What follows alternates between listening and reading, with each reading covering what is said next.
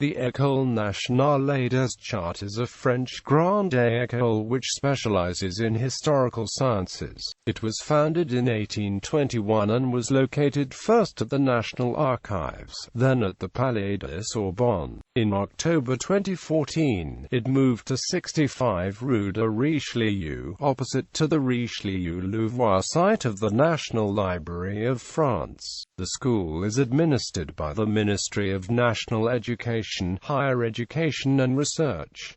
It holds the status of grande établissement. Its students, who are recruited by competitive examination and hold the status of trainee civil servant too, receive the qualification of archivist paleographer after completing a thesis. They generally go on to follow a career as heritage curators in the archive and visual fields, as library curators or as lecturers and researchers in the human and social sciences. In 2005, the school also introduced master's degrees, for which students were recruited based on an application file, and, in 2011, doctorates. History. The École des Chartes was created by order of Louis XVIII on the 22nd of February 1821, although its roots are in the Revolution and the Napoleonic period. The Revolution, during which property was confiscated, congregations were suppressed and competencies were transferred from the church to the state, produced radical cultural changes. In 1793 the feudist Antoine Maugued approached the Public Instruction Committee of the Convention with a proposal for a project of historical and diplomatic education. The project was never carried out, and Maugued was largely forgotten. The institution was finally created by the philologist and anthropologist Joseph-Marie de Guérande, Baron of the Empire and General Secretary to Champagny, the Minister of the Interior. In 1807 he submitted a proposal to Napoleon for the creation of a school to train young scholars of history. Napoleon examined the proposal and declared that he wished to develop a much larger specialist history school. However, Guérande was posted to Italy on an administrative mission, and the project was interrupted. At the end of 1820, Guérande convinced Count Siméon, a philosopher and professor of law who had been state councillor under the Empire and who was at the time Minister of the Interior, of the usefulness of an institution modelled on the grandes écoles, dedicated to the study of a branch of French literature, the Charters. The 1820s were a favourable period for the creation of the École des Chartes. This was firstly because the atmosphere of nostalgia for the Middle Ages created a desire to train specialists who would, by carrying out a direct study of archives and manuscripts confiscated during the Revolution, be able to renew French historiography. Secondly, the need was also felt to maintain this branch of study, which stemmed from Morris tradition, since the field was endangered by a lack of knowledgeable collaborators in the science of charters and manuscripts. And thirdly, during the reign of Louis XVIII, a period which saw the return of the ultras and during which the constitutional monarchy was called into question, the political context influenced the creation of an institution whose name inevitably made explicit reference to the defense of the Charter. Under the Order of 1821, 12 students were nominated by the Minister of the Interior, based on propositions by the Académie des Inscriptions et Belles-Lettres, and they were paid during the 2 years of their studies. They principally studied paleography and philology, with a purely practical aim, to be able to read and understand the documents that they would be responsible for curating. The professors and students of the school were placed under the authority of the curator of medieval manuscripts of the Royal Library, Rue de Richelieu, and of the General Guard of the Archives of the Kingdom. This first experience was not very successful, mainly because no job openings were reserved for the students. The first course was implemented in 2 stages by the ministerial decree of the 11th of May and by the decree of the 21st of December 1821, and was the only one run The Académie did put forward a new list of candidates, and the course length was set at 2 years by the order of 16 July 1823, but lessons had to be suspended on 19 December 1823 due to a lack of students. However, following a long period of inactivity, the Ministry of the Interior decided to reopen the school. Rives, the Director of Staff of the Ministry, together with Dacier, drew up a report on the reorganization of the school and a draft order, proposed to Charles X by Le Bourdonnais, which resulted in the order of the 11th of November 1829. The school was now open to anyone who had acquired the baccalaureate, but 6 to 8 students were selected by competitive examination at the end of the first year. They received a salary and followed 2 further years of training. On completion of the studies, they received the qualification of archivist paleographer and were reserved half of the available jobs in libraries and archives. The first valedictorian was Alexandre Toilet. The Guizot period benefited the École des Chartes, which soon became an important institution in the field of historical, particularly medieval, studies. On 24 March 1839, the Société de l'École des Chartes was founded by Louis Douay d'Arceq, among others, and it published the Bibliothèque de l'École des Chartes, one of the oldest French scientific reviews, to disseminate the work carried out in the school. The order of 31 December 1846 implemented a fundamental reorganization of the school and its study program, which then remained unchanged for more than a century. The students, who were holders of the baccalaureate, were recruited by examination, and followed a 3-year course of studies. Interdisciplinarity, an essential characteristic of the school, was then written into the reform, which required students to study 6 subjects, some of which were not taught anywhere else. The second innovation, a thesis, was introduced, with the first public defense being held in 1849.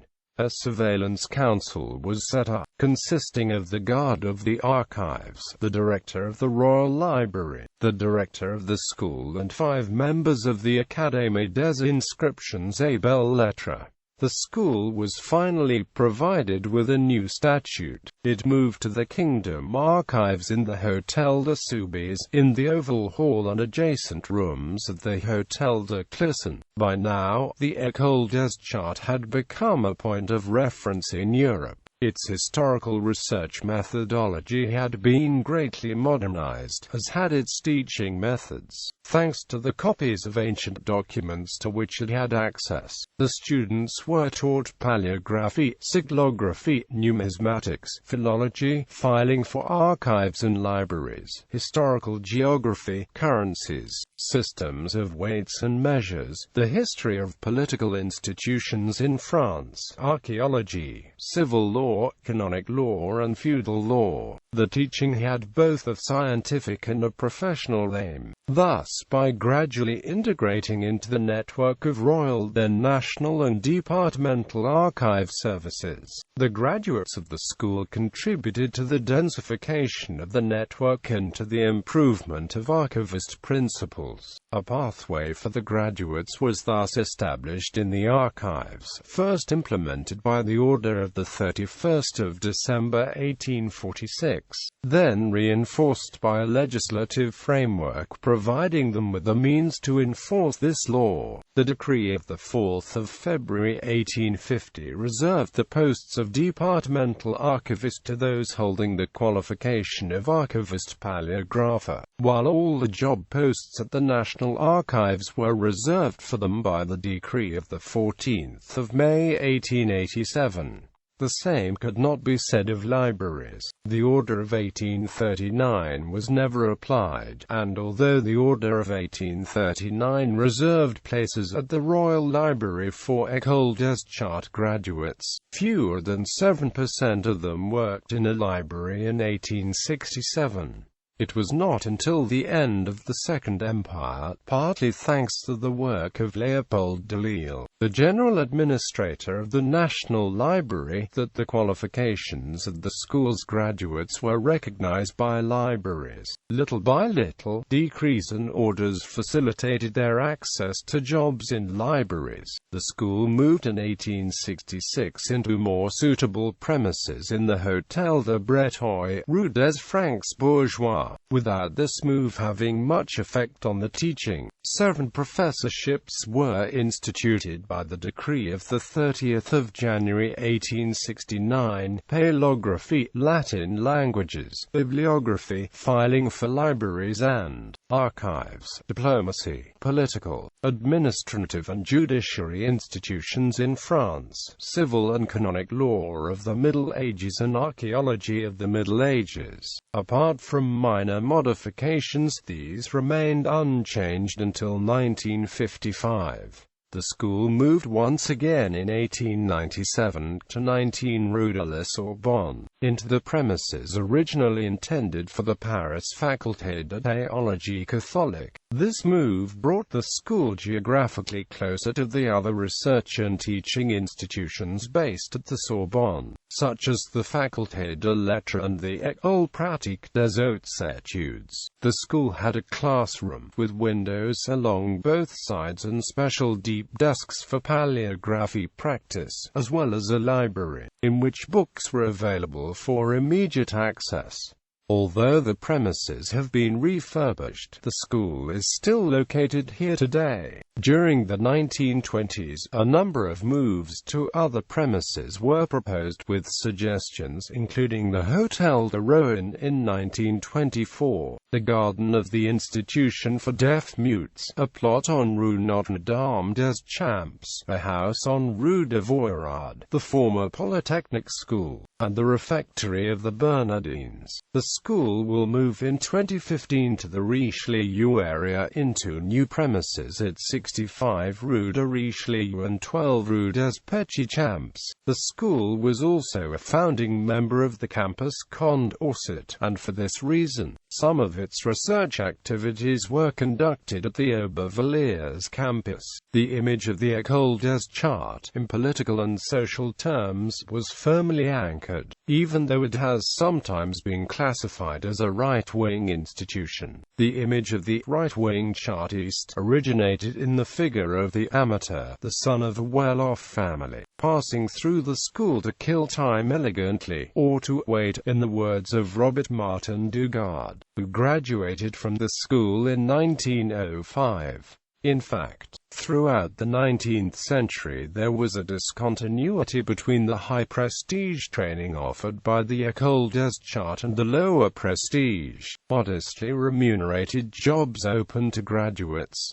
However, this reputation was at least partly unfounded, as demonstrated by several cases. At the time of the Dreyfus affair, for example, the milieu of the École des Chartes mirrored the divisions in French society. Nowhere were civic quarrels more completely invested in the job of historian. The few Chartists who were called upon as experts during the Zola process, Arthur Giry, Auguste Molinier, Paul Meyer, Paul Violet and Gaston Paris, and who were involved in the founding of the League of Human Rights, were attacked by other archivist paleographers, including Robert de Lasteyrie, Gabriel Hanotto and Émile Couard, as well as by their students at the École des Chartes. The variety of engagements at the time of the Dreyfus affair did not necessarily reflect the political sensitivities of those involved, and the motives were political as well as professional, jeopardizing the very training and methods of the school. Although it was conservative to some extent, the school admitted a female student, Geneviève Acloque, in 1906,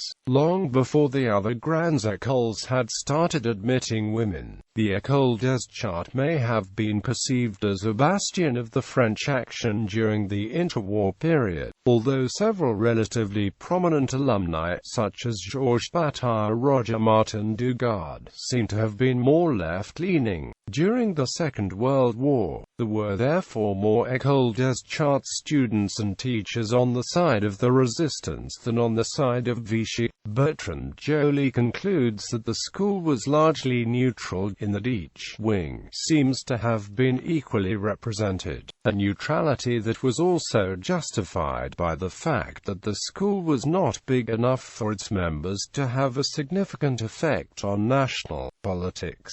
The entrance examination and internal examinations of the École des Chartes were reformed at the beginning of the 1930s. At this time, the school began offering the qualification of Diplôme technique de bibliothécaire 34, which was required to obtain a job as a librarian in first-category municipal libraries or university libraries. The school opened its classes on the history of books and bibliography to external students preparing for the qualification. This practice continued until 1950, when the Diplôme supérieur de bibliothécaire replaced the DTB as the qualification for librarians. The mid-20th century was a difficult period for the school as it struggled to modernize. Its student numbers dropped sharply. Its training was considered to be outdated and lacking in the latest approaches to history, notably the historiographic revival of the Annales school. It was not until the 1990s, when the entrance examination and teaching were reformed and a new policy was introduced, that the school really saw a revival.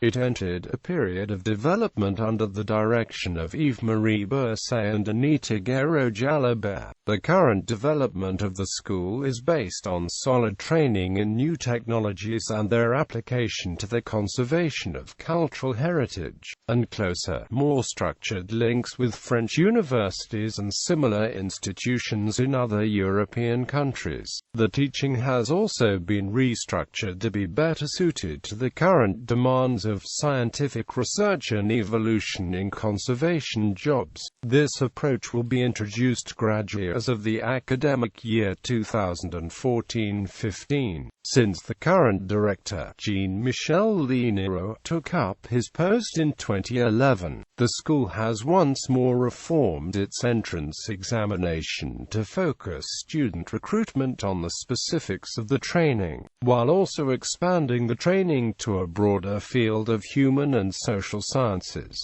adapting it to the European context and recruitment conditions within conservation organizations. The range of subjects taught, which was expanded in the 1990s to include history of art, now also includes archaeology, history of contemporary law, and history of property law. The course has been extended from 3 years to 3 years and 9 months, aligning training in fundamental scientific techniques with empowerment in conservation jobs. In no other social and human sciences institution is the study of history, philology and law integrated to this extent into the conservation of archives, books, monuments and works of art, be they inventories, historic monuments and museums, as well as improving the recruitment process and upgrading the training of future archivists paleographers. The school has introduced specialized master's programs focusing on digital technologies adapted to the humanities.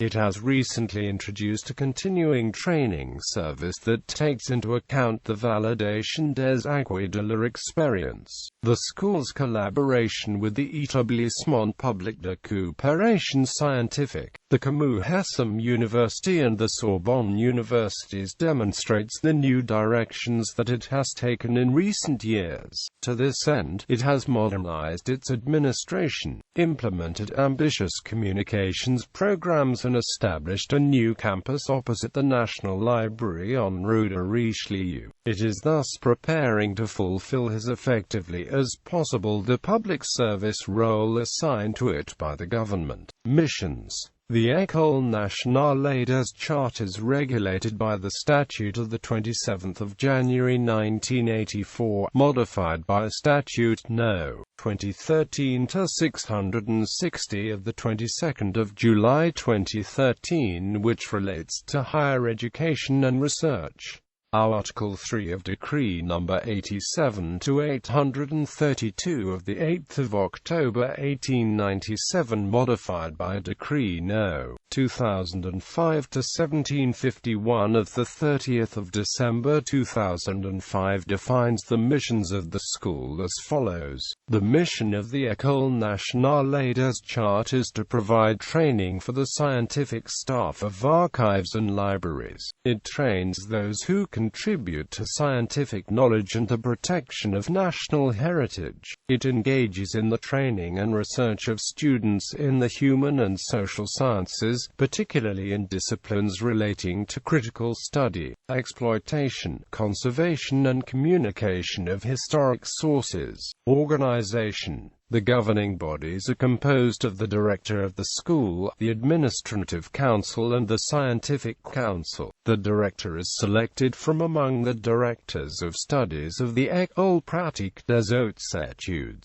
the École Nationale des Chartes and the École Française d'Extrême Orient, or from among professors of the universities and members of affiliated institutions. The director is appointed by decree of the President of the Republic for a term of 5 years, renewable once under the conditions of Article. The director is assisted by a director of studies and a general director of services. The administrative council, consisting of 21 members, includes 4 unelected members, 10 members appointed by the minister responsible for higher education, 2 of whom are members of the institute, and 7 elected members, 3 of whom are teachers, 2 of whom are IATOS and 2 of whom are students. The Scientific Council 37, headed by the director of the school, includes all the teachers who are directors of studies, as well as other unelected members. It also includes 15 appointed members, 5 of whom are members of the institute, as well as an elected teacher and a student representative. The Paris URFISD and the Committee of Historical and Scientific Work are affiliated with the École des Chartes. Training. Archivist paleographers entrance examinations. French students are recruited by competitive examination prepared in literary-oriented classes préparatoires in and outside Paris. Since 1991, it has been divided into 2 sections, the section Air Classics. This includes, among other subjects, medieval history, modern history and Latin. Studies at the school require fluency in Latin. Section B, Modern. This is part of the École Normale Supérieure Banque de Preuves Littéraires, a set of entrance examinations valid for several schools, and includes modern history, contemporary history and modern languages among its subjects. Students prepare for the entrance examination in dedicated classes préparatoires, the first year of which is known as Hypercart and the second year Chart, depending on the school. Students preparing for examination A and those preparing for examination B may be grouped into a single cohort with different options, or they may be divided into 2 different cohorts. Those preparing for Section B can be grouped into cons with additional options. Candidates who can provide proof of at least a bachelor's degree in theory may take an examination to be allowed to proceed directly into the second year. This examination is aimed at candidates who are already conducting research at an advanced level. There is now a limit on the number of candidates taking the entrance examination. It was reduced from 30 to 20 in 3 years, which was lower than the number of jobs available to graduates of the school. Status of the students. Students recruited by competitive examination can assume the status of trainee civil servants, being paid in exchange for committing to a 10-year engagement. Those who pass the examination may choose whether or not to accept this status. Foreign students who are recruited by examination or on the basis of qualifications are not remunerated while they follow the course, although they can apply for a scholarship. The course duration is 3 years and 9 months 38. At the end of the studies, the students submit a thesis, which qualifies them as archivist paleographers. Those who have fulfilled the third-year obligations can apply for two écoles d'application, the École Nationale Supérieure des Sciences de l'Information et des Bibliothèques and the Institut National du Patrimoine. Following the studies in these schools, they may join the professions of either curators of libraries or curators of heritage. Each year, a number of students sit the INP's examination in the visual branches of the aggregation examination, thus following either a research-oriented or a teaching-oriented career path. Training and teaching. The course takes place over 8 semesters, of which 6 are dedicated to teaching, as well as a common core of subjects. Students choose options according to the scientific and professional objectives. These options can be taken externally through a university. Internships play an important role, with a 5-month compulsory internship in an institution in the field of conservation in France, and 3 months in a similar institution abroad. The principal subjects studied are Latin and French, paleographie, archiving, diplomacy and history of the institutions that have produced these archives, history of civil and canonic law, history of contemporary law, Roman philology, medieval Latin, history of art, archaeology, editing of texts, bibliography, history of books, manuscripts and medieval literary texts, statistics and cartography for the study of history, modern languages and IT. ECTS credits are allocated to the subjects, making it possible for students from universities or other grandes écoles to follow some of them and for the subjects to be included in the external students' master's qualifications. This is made possible by the new LMD reform, which harmonizes French academic qualifications with other European ones.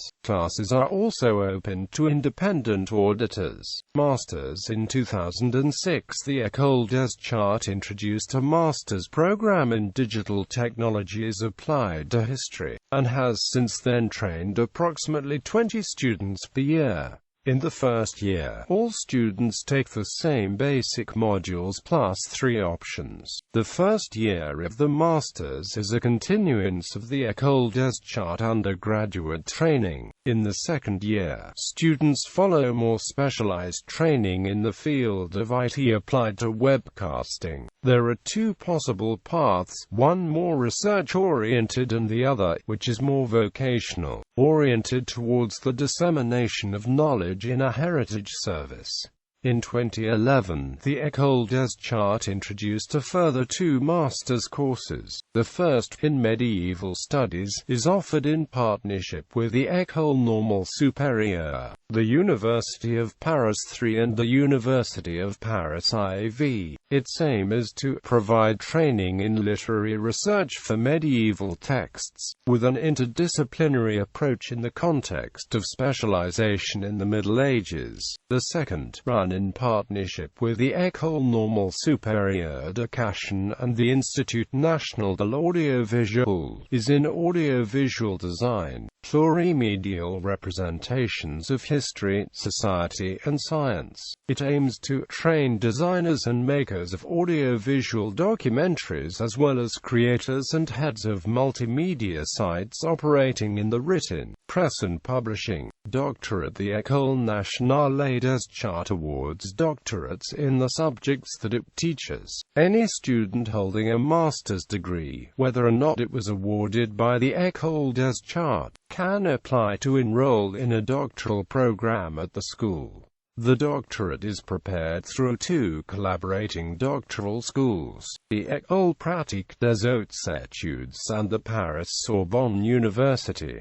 The Institut National du Patrimoine's class préparatoire intégré. Detailed article, Institut National du Patrimoine. The École des Chartes provides part of the preparation for the competitive examination for heritage curators for students of the INP's class préparatoire intégré. These students are selected on the basis of social and academic criteria.